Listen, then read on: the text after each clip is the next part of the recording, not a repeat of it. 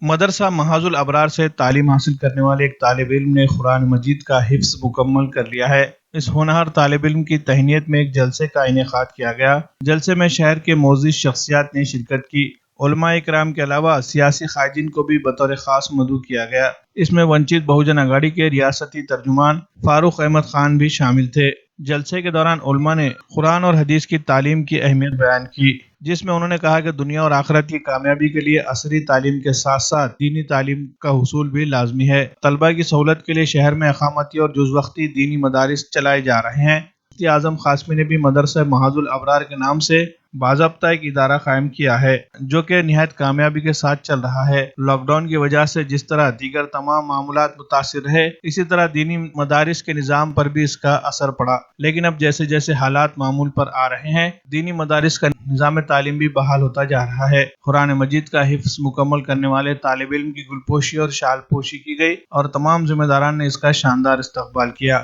اور دیگر طلباء کے لیے اس کو ایک بہترین مثال قرار دیا۔ ونچت بہوجن اگاڑی کے لیڈر فاروق احمد نے بھی پروگرام میں شریک ہو کر اس ہونہار طالب علم کی حوصلہ افزائی کی۔